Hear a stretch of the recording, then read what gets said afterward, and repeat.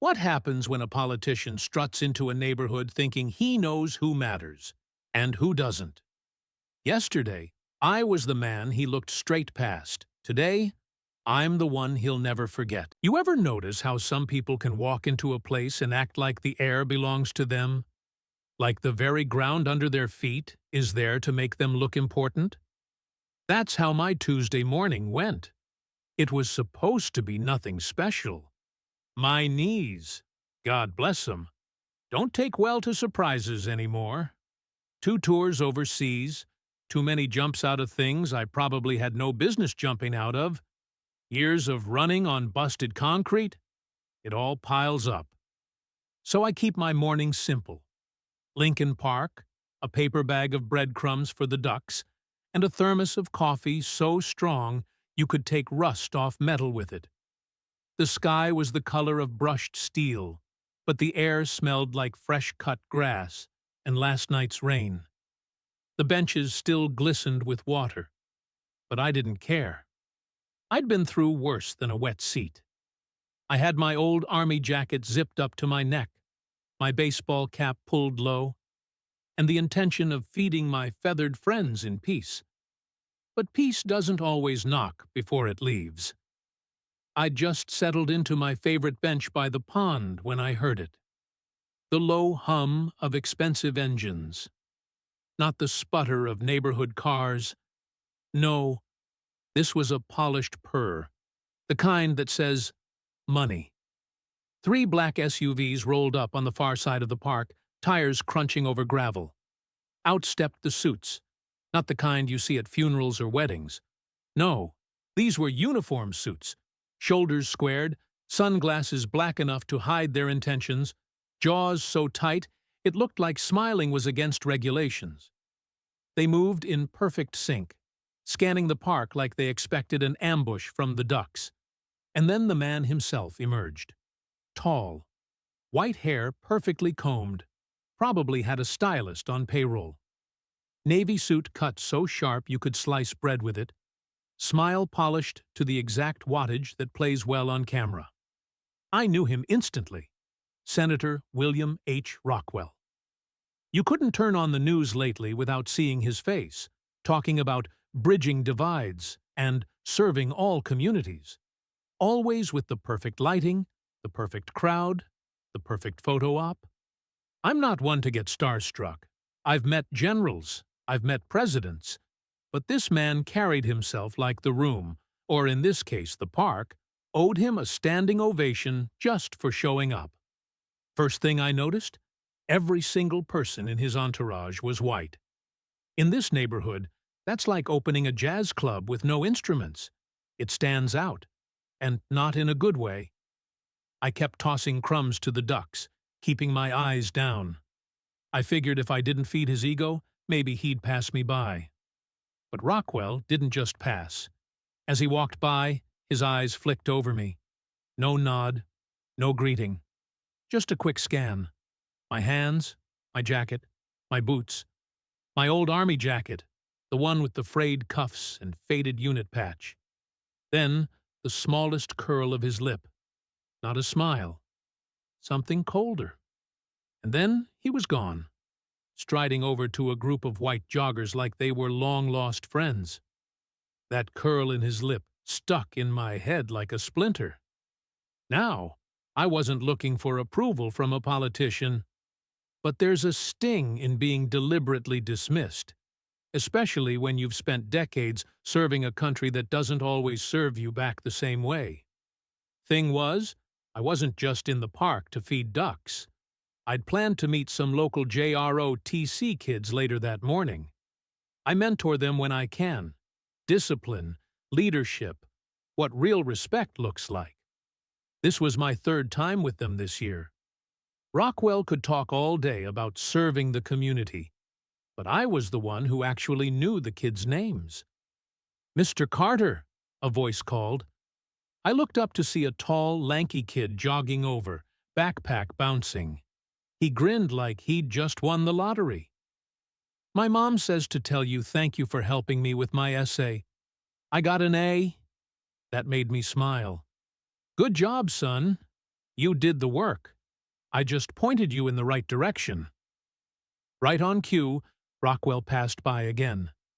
The kid's eyes went wide. Whoa! You're Senator Rockwell! Rockwell's smile flicked on like a switch. That's right, young man. And who are you? The kid introduced himself, then gestured to me. This is Mr. Carter. He's a veteran. He's been helping our class. Rockwell glanced at me. One limp handshake, colder than the park bench.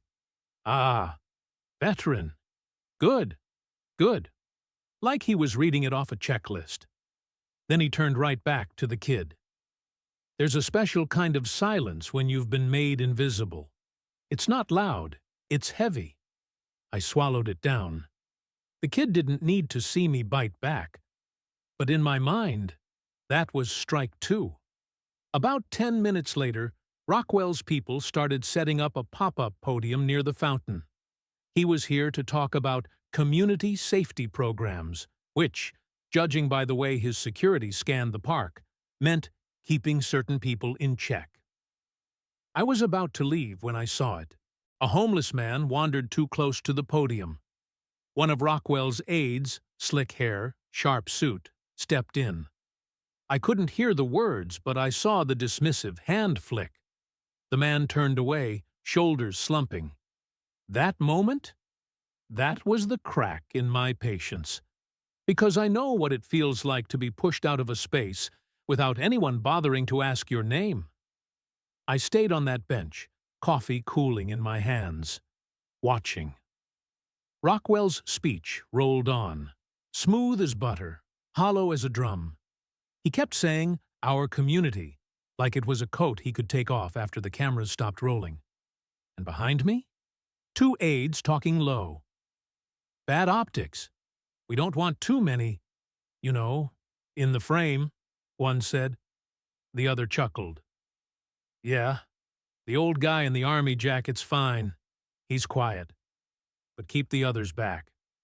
They didn't know I could hear every word. I moved closer. Not to cause trouble yet, but to make sure I wasn't imagining things. The aide with slick hair shifted every time I did, subtly blocking my way. I smiled at him. The "I see you" smile. The speech ended. Cameras flashed. Rockwell worked the front row like a homecoming king. Then fate, or maybe bad planning, brought him right to me. Ah, Mr. Carter, was it? He said. That's right. His handshake was firmer this time, cameras watching. Always good to meet those who've served, he said. I tilted my head. Is that so? Didn't seem too interested earlier. One of the security guys moved in, but Rockwell waved him off. I meet a lot of people, Rockwell said. If I missed you earlier, that wasn't intentional. Maybe. Or maybe you don't see some of us until the cameras do. That landed. Eyes nearby turned toward us. Before he could answer, a commotion broke out. The same homeless man, back with a cardboard sign. An aide grabbed his arm. I stepped forward. Let him go. The aide hesitated, then did. I looked at Rockwell. You talk about safety. Safety's about more than patrols and programs. It's about people knowing they belong here. Phones came up. Dozens of them. Recording. Rockwell's smile faltered. And I thought, good. Now we're in the same conversation.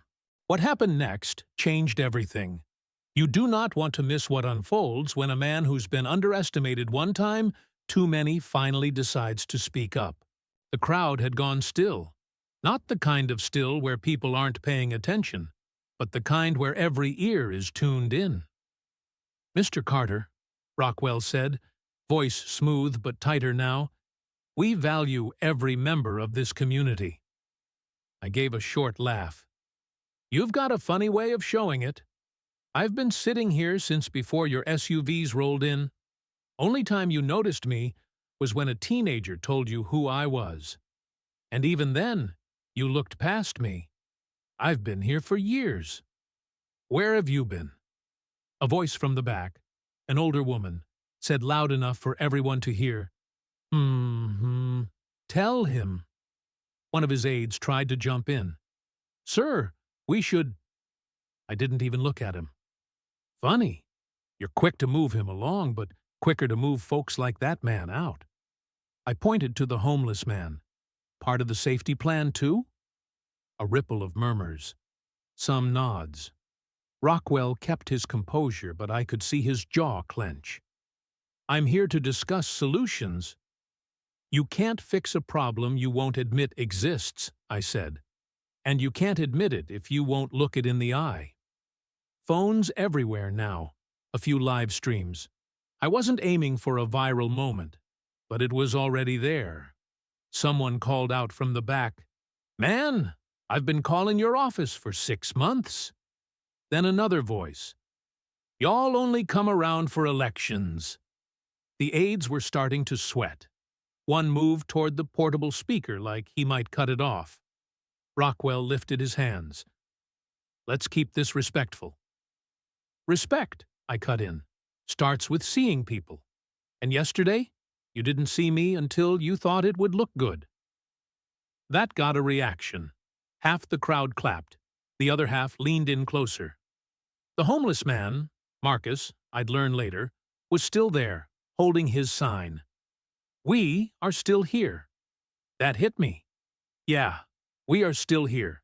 Through the speeches, the promises, the press photos. We're still here, Senator. Question is, are you?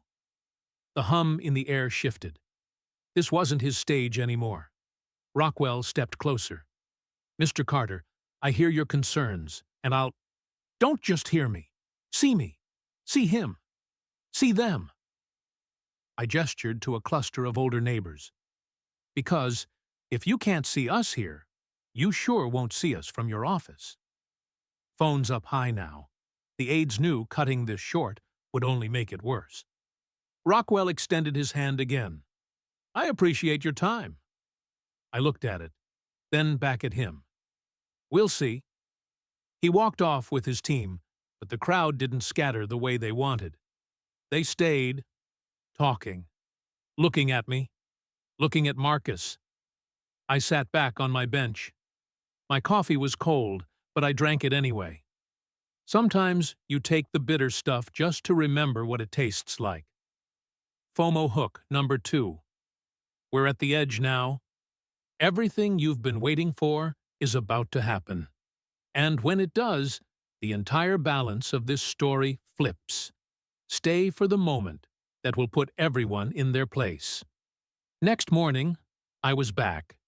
Not because I expected him to return, because I knew he wouldn't, but because the people who were here yesterday, they'd remember. And so would I. Marcus was already there. No sign this time, just a paper cup of coffee. "Morning, Mr. Carter," he said. "Morning, Marcus."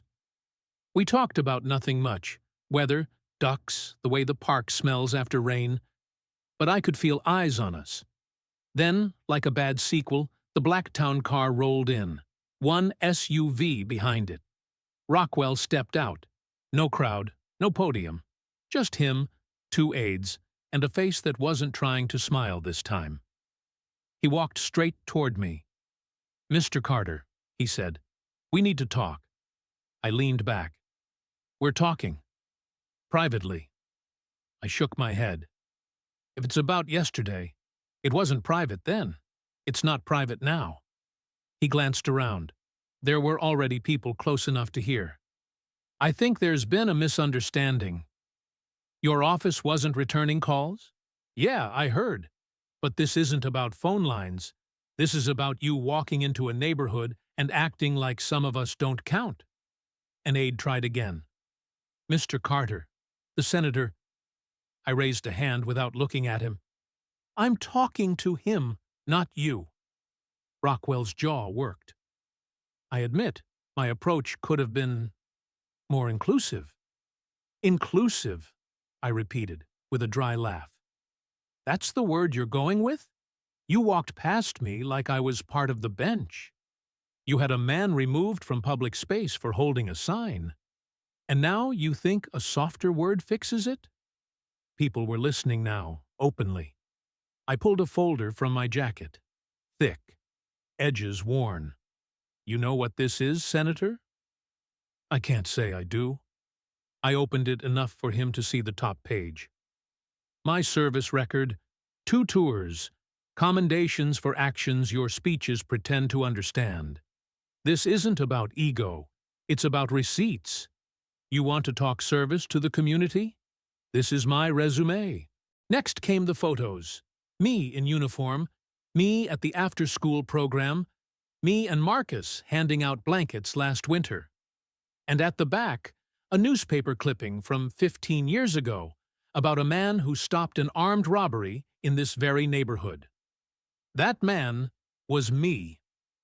Rockwell scanned them. I saw the moment it hit, when he realized I wasn't just some old man in a jacket. You did all this? He asked. Without your budget, without your cameras, without treating people like props. A single clap from the crowd, then another, then more. I underestimated you, he said. I stood, slow and deliberate. No, Senator, you ignored me. Now you know better. I handed him one photo, me with the kids at the community center. Keep that. Maybe next time you walk into a neighborhood, you'll remember you're not the only one serving it. He held it. Didn't thank me. But he didn't throw it away. Marcus sipped his coffee. Think he got the message? I watched the town car door close behind him. Doesn't matter. Everyone else did. I walked back to my bench, fed the ducks, coffee warm in my hands, and for the first time that week, the park felt like mine again. And that, my friend, is why you never assume the quiet man on the bench has nothing to say, because one day he might just be the one who changes the whole conversation.